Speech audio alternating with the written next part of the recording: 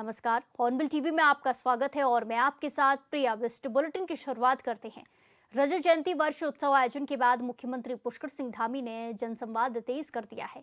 इसी क्रम में उन्होंने नियम कैंप कार्यालय स्थित मुख्य सेवक सदन में आयोजित जनता मिलन कार्यक्रम में प्रदेश भर से आए लोगों की समस्याएं और शिकायतें सुनी।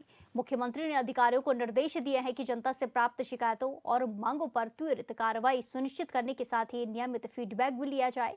उन्होंने कहा कि इस अवसर को हमें प्रशासन को जनता और करीब ले जाने के रूप में इस्तेमाल करना होगा। मुख्यमंत्री ने कहा कि सरकार का लक्ष्य जन समस्याओं का समयबद्ध और संतोषजनक निस्तारण करना है। इसके लिए हर विभाग को जिम्मेदारी पूर्वक कार्य करते हुए उन जन अपेक्षाओं के अनुरूप सक्रिय और संवेदनशील व्यवहार अपनाना होगा। सीएम ने अधिकारियों को निर्देश दिए हैं कि जन समस्याओं का त्वरित निस्तारण किया जाए और शिकायत निवारण की प्रक्रिया को और ज्यादा सरल, पारदर्शी और तकनीकी माध्यमों से सुलभ बनाया जाए।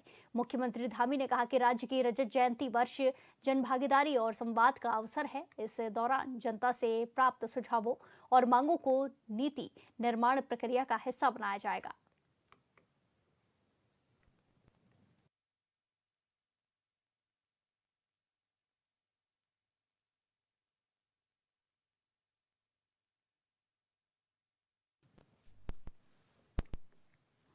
इसी के साथ खबरों में आगे बढ़ते हैं। प्रधानमंत्री नरेंद्र मोदी की उपस्थिति में भारतीय विमानपत्तन प्राधिकरण और उत्तराखंड सरकार के बीच पिथौरागढ़ स्थित नैनी सैनी हवाई अड्डे के अधिग्रहण के लिए एमओयू पर हस्ताक्षर हुए। यह ऐतिहासिक समझौता उत्तराखंड के पर्वतीय अंचल में सुगम, सुरक्षित और टिकाऊ हवाई संपर्क की दिशा में एक अहम कदम है। नैनी सैनी हवाई अड्डे का कुल क्षेत्रफल लगभग 70 एकड़ है। यहाँ का टर्मिनल भवन व्यस्त समय में 40 से यात्रियों को सेवा प्रदान करने में सक्षम है। साथ ही एप्रन एक समय में 2 विमानों कोड 2B को समायोजित करने की सुविधा से सुसज्जित है। इस अधिग्रहण से हवाई अड्डे के मौजूदा बुनियादी ढांचे का उन्नयन, परिचालन मानकों का सुव्यवस्थित प्रबंधन तथा उत्तराखंड की क्षेत्र कनेक्टिविटी में उल्लेखनीय सुधार होगा। ये नैनी सैनी हवाई अड्डा हो, चाहे हमारा गौचर की हवाई पट्टी हो या हमारा जिन्याली सौड़ का हवाई पट्टी हो, इन सभी पट्टियों को चलाने के लिए काम कर रहे हैं। और मैंने भारत सरकार के माननीय मंत्री राम मोहन नायडू जी से भेंट करी थी।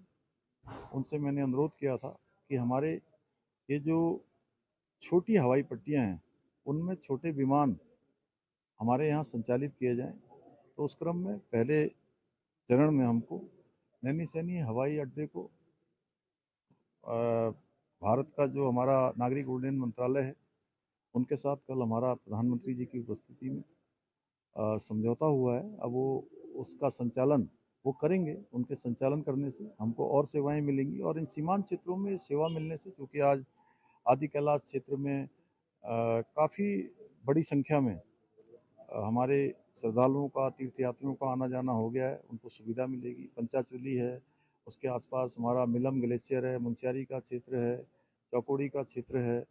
उन सभी क्षेत्रों में लोग आसानी से जा पाएंगे, अच्छे स्थानों का भ्रमण कर पाएंगे, उनको भी सुविधा होगी और राज्य में पर्यटन भी बढ़ेगा, लोगों का रोजगार भी बढ़ेगा, उनको अनेक रोजगार के अवसर भी उनको मिलेंगे। उत्तराखंड को सिंगल विंडो सिस्टम और सरकार की फिल्म नीति से काफी सराहना मिल रही है, जिसके चलते स्थानीय निर्माताओं के साथ साथ बाहर के निर्माता भी उत्तराखंड की ओर रुख कर रहे हैं। उत्तराखंड को मोस्ट फिल्म फ्रेंडली स्टेट का दर्जा मिल रहा है। सिंगल विंडो सिस्टम और सरकार की फिल्म नीति से राज्य में फिल्म निर्माण को बढ़ावा मिल रहा है। इस नीति के तहत फिल्म निर्माताओं को शूटिंग के लिए अनुमति प्राप्त करने में आसानी हो रही है, जिससे ज्यादा से ज्यादा फिल्में और वेब सीरीज उत्तराखंड में शूट हो रही है।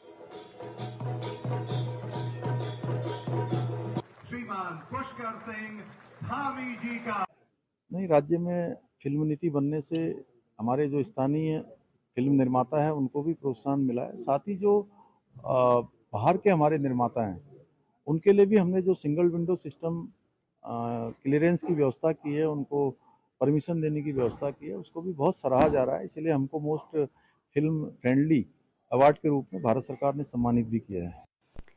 उत्तराखंड में कांग्रेस ने वोट चोर गद्दी छोड़ अभियान चलाया हुआ है। ऐसे में कांग्रेस प्रदेश अध्यक्ष करण मारा का कहना है कि देश के तमाम राज्यों के साथ ही उत्तराखंड में भी वोट चोरी हुई है, जिस वजह से कांग्रेस पार्टी को हार का सामना करना पड़ा।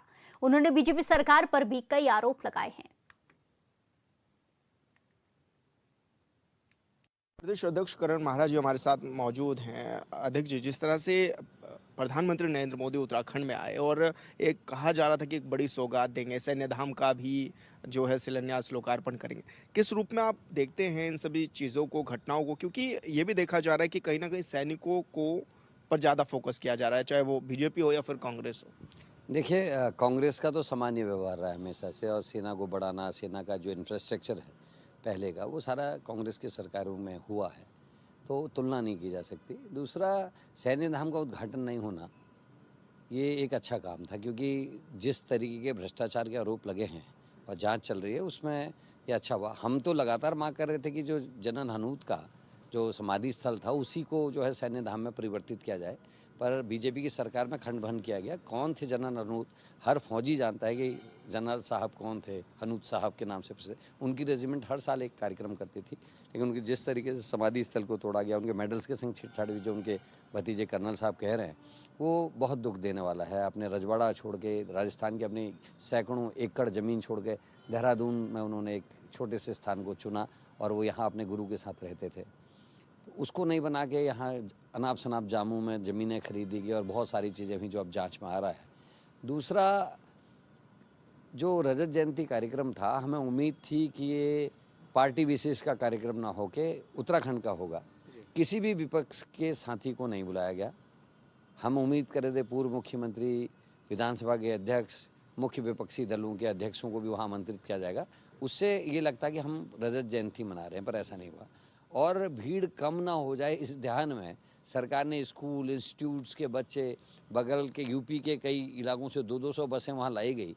एक खाली प्रदर्शन, भोंडा प्रदर्शन में कहूँगा, और बहुत सारी योजनाएं ऐसी जो पहले ही घोषित हो चुकी हैं, उन पर घोषणा दोबारा कराना, ये एक अच्छा मैसेज नहीं है, और मुझे लगता है कोई इम्पैक्ट नहीं था।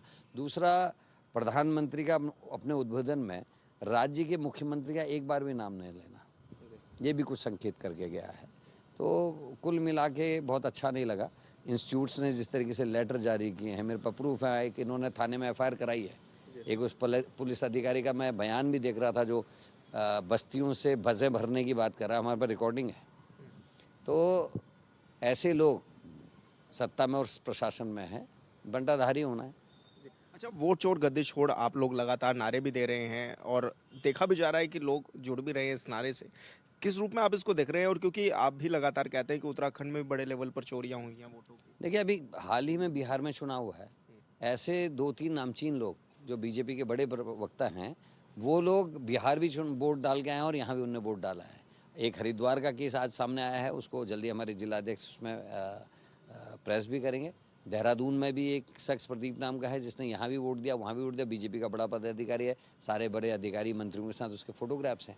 तो ये दिखाता है कि बीजेपी अगल बगल की जितनी स्टेट्स है, वहाँ के अपने सैकड़ों हजारों कार्यकर्ताओं को जहाँ भी चुनाव होता है वहाँ वोट डालने के लिए बुलाती है। एसआरआई का नारा दिया, बहुत सारे एक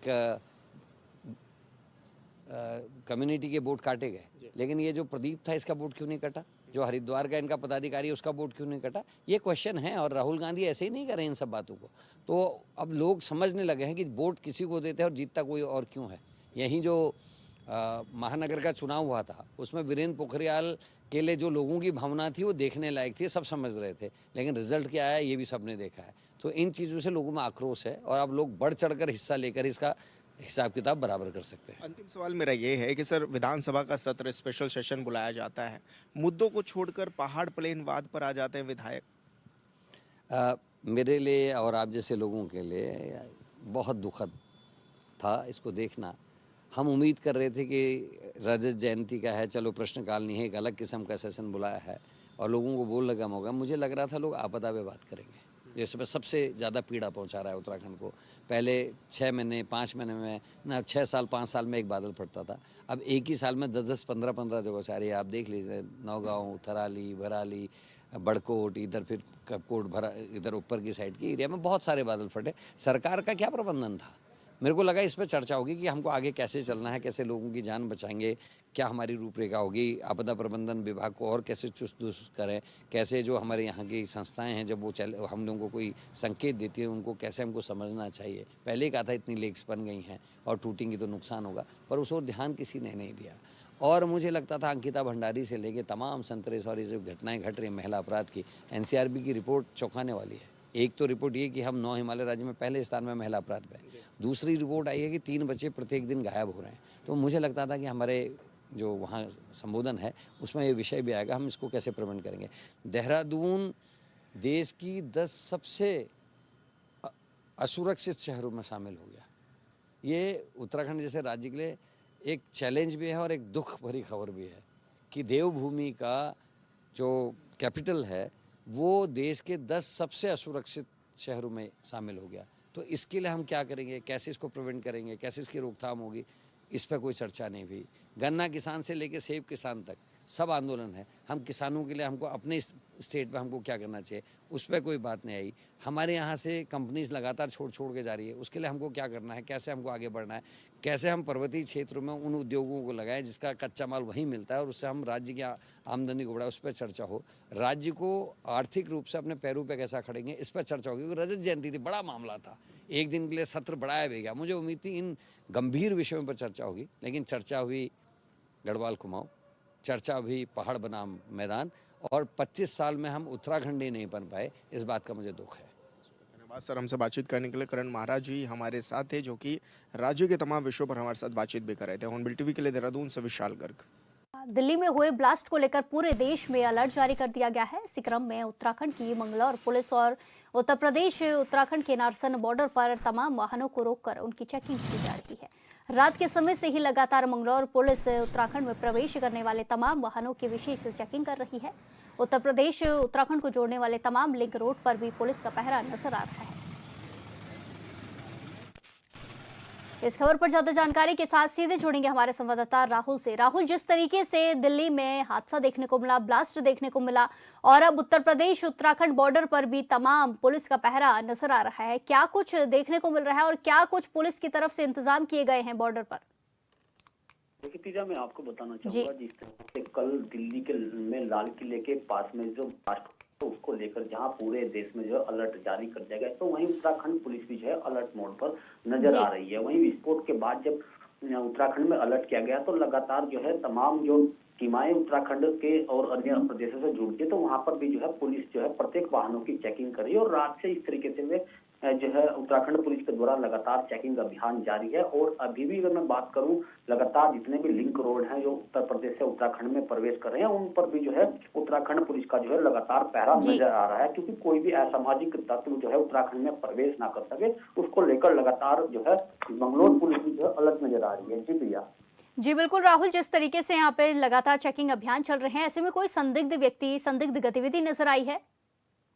जी बिल्कुल, जिस तरीके से लगातार रात के समय से जो है पुलिस अलर्ट है और लगातार हर वाहन की चेकिंग यहाँ पर की जा रही है। खिड़की खोलकर जो है चेकिंग की जा रही है, चाहे कोई भी वाहन उत्तराखंड में प्रवेश कर रहा हो, कार हो सकती है या उसमें रोडवेज बसों तक भी जो है चेकिंग जो है उत्तराखंड पुलिस के द्वारा लगातार की जा रही है। हालांकि कोई संदिग्ध व्यक्ति अभी तक नजर नहीं आया है, लेकिन प्रत्येक गतिविधि पर जो है फिलहाल मंगलौर पुलिस की जो है नजर जो है लगातार गड़ी हुई है। जी बिल्कुल, धन्यवाद राहुल हमारे साथ तमाम जानकारी साझा करने के लिए। इसी के साथ खबरों में आगे बढ़ते हैं। उत्तरकाशी के डुंडा विकासखंड के गांजड़ा क्षेत्र के सौड गांव में आज भी 400 साल पुरानी ऐतिहासिक धरोहर सुरक्षित है, जहां गांव के समृद्ध परिवार अपनी खेती से प्राप्त फसलों, कीमती आभूषणों और सब्जियों को सुरक्षित रखने के लिए इस कोठार का उपयोग किया करते हैं।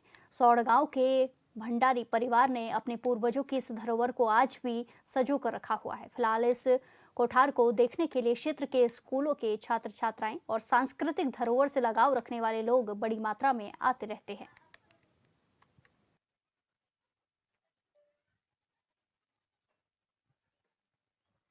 फिर आज बाबू ने बिठे ली, फिर हमने बिठे ली, तब न्याव ने बिठे ली, फिर ना चढ़ा हुए चौथी पेड़ हुई। भैया ने पता नहीं कबरी बनी हो, तो ये पर संगल था, ये पर संगल भीतर चाहिए दरवाजे पर लाए, ये पर गांड था। अब जब दरवाजे खोल गए तो गांड बचता है। तनी कभी चोरी चारी नहीं हुई, पर रखी होता की वजह से कि चोरी ना हो कभी। तो पहले के लोग बताइए जब पर सोनू चांदी बहुत अमोल, और अब तो खाली नहीं, अब कुछ नहीं था। ये धरोहर ये ऐसी है कि इसमें हम जैसे भूकंप बड़े बड़े भूकंप भी आए पर इस पर कोई असर नहीं आता। इसके अंदर हम लोग सो भी सकते हैं, और इसके अंदर जो है हमारा जो धान होता है, गेहूँ, चावल और अपना मंडुआ, वो कई वर्षों तक खराब नहीं होता इसके अंदर। और इसके एक विशेषता भी है, इसके अंदर जो है हम दूध दही का प्रयोग नहीं कर सकते। अगर दूध दही का प्रयोग करेंगे तो इसमें सीधा जो है सांप उत्पन्न हो जाते हैं यहाँ पर। ये तामेश्वर की धात है और उसका बहुत पुराना इतिहास है इसका। जब भी हमने एक बार दही रखी थी इसमें, तो उसमें सीधे जो है सांप उत्पन्न हो गए सीधे। इसको हम कोठार, मतलब गढ़वाली में कोठार बोलते हैं। और इसका नाम भी हम भी आज ये लगाओ लो कि 50 में पहुंचने वाले हैं, तो हमने इसका नाम डाडे कोठार के नाम से ये जाना जाता है। और ये आज लगभग मतलब कई पीढ़ी, मतलब ये लगा लो कि 3, 4, 5 पीढ़ी, अब पता नहीं कब का बना है। और इसमें सारा हमारा सामान जैसे कुछ भी रखो तो ख़राब नहीं होता। जैसे आज के ज़माने में फ्रिज है, तो ये पुराना ज़माने का ये फ्रिज है। इसी के साथ खबरों में आगे बढ़ते हैं। उत्तराखंड में सर्दी का मौसम दस्तक देने लगा है और इस बार कड़ाके की ठंड पड़ने का अनुमान है। नगर निगम भी लोगों को इस ठंड से राहत देने के लिए इंतजाम में लगा हुआ है। नगर आयुक्त ने अधिकारियों को रेन बसेरों को व्यवस्थित करने के निर्देश दिए हैं। वहीं नमामि बंसल नगर आयुक्त का कहना है कि नगर निगम की ओर से ठंड से बचने के लिए हर साल अलाव की व्यवस्था की जाती है। हमारी ओर से टेंडर की प्रक्रिया भी पूरी हो गई है। जल्दी वन निगम से बात करते हुए अलाव की समस्त व्यवस्था सुनिश्चित कर ली जाएगी। नगर निगम के द्वारा जो ठंड में शीतलहर की स्थिति बनती है, उसके दौरान हर साल ही अलाव की व्यवस्था की जाती है। और जगह जगह पर जो कुछ लोग ऐसे होते हैं जिन्हें रैन बसेरों में शिफ्ट कराए जाने की आवश्यकता होती है, उसका भी प्रबंध नगर निगम के द्वारा करा जाता है। इसके लिए ऑलरेडी तैयारियां शुरू कर दी गई हैं और टेंडर भी कर दिया गया है। वन निगम से समन्वय स्थापित करते हुए अलाव की समस्त व्यवस्थाएं ससमय सुनिश्चित कर ली जाएंगी। डोईवाला के ग्राम सभा बड़कोट के दुजियावाला क्षेत्र में स्वजल योजना के तहत बना गोबर गैस प्लांट अब कई दिनों से बंद पड़ा है और लोगों को गैस प्लांट की ओर से गैस नहीं मिल पा रही है। स्थानीय लोगों का मानना है कि उचित रखरखाव न होने की वजह से समय से टैंक में गोबर नहीं डाला जाता, जिससे गैस निर्माण नहीं हो पाती है, जिसको लेकर गैस प्लांट की व्यवस्थाओं पर सवाल उठ रहे हैं।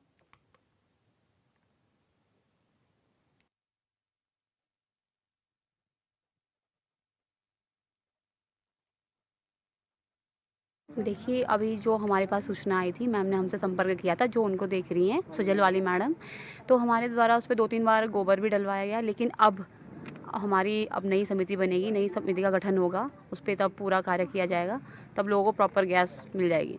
24-25 में पूरे प्रधान जी के नेतृत्व में बना था। ये कभी जलता है कभी नहीं जलता, वो गोबर जैसे हिसाब से डालेंगे उस हिसाब से गैस बनाता है, तब जलता है। अभी कितने टाइम से नहीं जला होगा? मतलब 2-4 दिन बनाया उसमें खाना, और आज नहीं बनाया, आज जला ही नहीं। फायदा तो नहीं हुआ, मतलब फिलहाल तो मैं जितने दिनों से आ रही है ना, यहाँ पे गोबर गैस मतलब चलता नहीं है, बहुत कम चलता है। जो ये कलेक्शन लगा है ना गोबर गैस का, यहाँ पे मतलब बहुत कम फायदा हुआ है। मैंने कहा हम इसका 500 रुपये किराए भरते, मतलब 500 रुपये देते, पापा जी और बताते ना। उसके बाद तो मैं जितने दिन यहाँ रही, मतलब उतने दिन तक यहाँ गोबर गैस चला ही नहीं है। थोड़ा सा चलता है, उसके बाद अपना आप ही ऑटोमेटिक बंद हो जाता है। अच्छा जलता था, अच्छा खाना अच्छा बना उसमें। अब बाकी काफ़ी टाइम से बरसात के बाद से दिक्कत है, जल ही नहीं रहा है। क्या वजह मानते हैं सही? वजह वहाँ पे गोबर नहीं डल रही, व्यवस्था ही नहीं हो रही, कुछ कोई वहाँ पे रेगुलर में होना चाहिए ना, खोलने का बंद करने का कुछ सिस्टम ही नहीं है। इस गोबर गैस को साल भर हो गया है, 1 साल तो ही गया, लेकिन ये बहुत कम चलता है।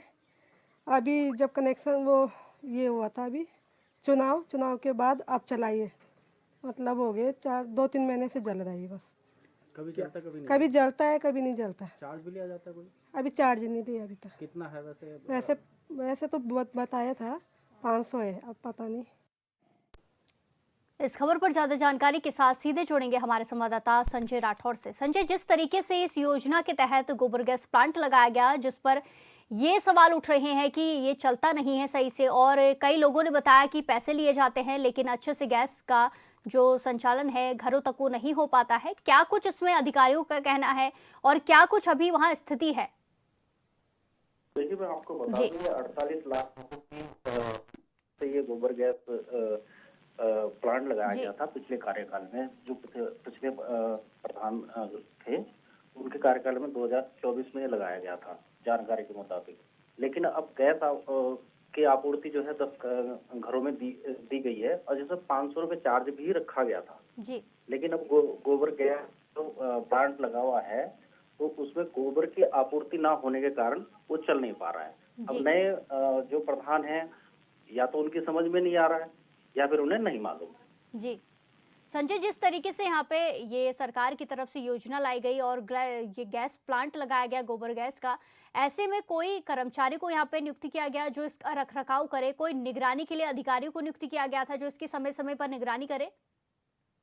देखिए, तो ग्राम पंचायत की जिम्मेदारी होती है कि एक कोई शख्स वहाँ पे निगरानी के लिए रखा जाए और दूसरे जो गोबर का कलेक्शन कर सके और उसको चला सके। लेकिन इस बारे में अभी नवनिर्वाचित जो प्रधान है उनको उसके बारे में मालूम ही नहीं है कुछ भी। जी बिल्कुल संजय, देखना होगा कि क्या कुछ इसमें आगे एक्शन लिया जाता है। धन्यवाद हमारे साथ जानकारी साझा करने के लिए। इसी के साथ खबरों में आगे बढ़ते हैं। ज्योतिर्मठ प्रखंड में सीमांत धौली गंगा घाटी के गांव जुम्मा से लेकर ज्योतिर्मठ तक भालू का आतंक थमने का नाम नहीं ले रहा है। सीमांत धौली गंगा घाटी के काश्तकारों को भारी नुकसान पहुंचाने के साथ ही अब ये भालू नगर क्षेत्र में भी आतंक मचा रहा है, जिसके चलते लोग अपनी जान जोखिम में डालकर आवाजाही करने को मजबूर हैं। सुबह तड़के मॉर्निंग वॉक करने जाने वाले लोग भी भालू के आतंक से परेशान हैं। खतरा मंडरा रहा है। यही नहीं, सुनील क्षेत्र में जहां भालू ने एक बैल को अपना निवाला बनाया, वहीं मंगलवार तड़के ही भालू नगर के मध्य आबादी वाले इलाके डांडो गांव में घुस गया और घर के 2 मंजिला भवन तक पहुंच गया, जिसके चलते गांव में अफरा तफरी का माहौल बन गया। वहीं स्थानीय लोगों का कहना है कि नंदा देवी राष्ट्रीय पार्क प्रशासन इन भालुओं की आबादी वाले इलाकों से बाहर करने में पूरी तरह विफल रहा है। भालू प्रभावित इलाकों में नगर क्षेत्र के जन प्रतिनिधियों की निष्क्रियता को लेकर भी लोगों में आक्रोश नजर आ रहा है।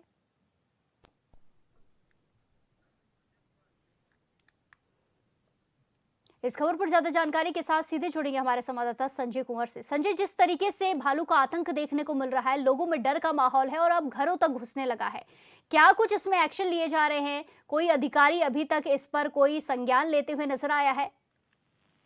जी देखिए, जो ये भालू का आतंक है, लंगूरों का आतंक है और साथ ही जो अन्य जंगली जानवर है उनका आतंक जो है पूरे ज्योतिर्मठ प्रखंड के धौली गंगा घाटी से लेकर के पूरे नगर क्षेत्र जो नगर पालिका एरिया के 9 वार्ड हैं ज्योतिर्मठ में, वहां तक पूरा फैला हुआ है। अभी अगर बात हम जो भालुओं की करें तो भालुओं के आतंक से ज्योतिर्मठ का पूरा वार्ड जो है भयभीत है और यहाँ पे शाम ढलने के बाद भालुओं की जो है गश्त बढ़ जा रही है और जो सुबह तड़के तक जो है जारी है और लगातार यहाँ पे जो धन की हानि से लेकर के जो लोग हैं वो जो है घरों से बाहर निकलने को भी कतरा रहे हैं और विशेषकर जो नगर क्षेत्र के जो आबादी वाले क्षेत्र हैं उनमें भी अब जो है भालू की सभ्यता बढ़ गई है और पार्क प्रशासन हालांकि जो क्यूआरटी टीम है उनके द्वारा और कुछ आतिशबाजी करके भालुओं को भगाने की एक प्रयास कर रहा है, लेकिन 9 वार्ड का इतना बड़ा एरिया है और यहाँ पे 4 से 5 जो है भालू अभी सक्रिय हैं और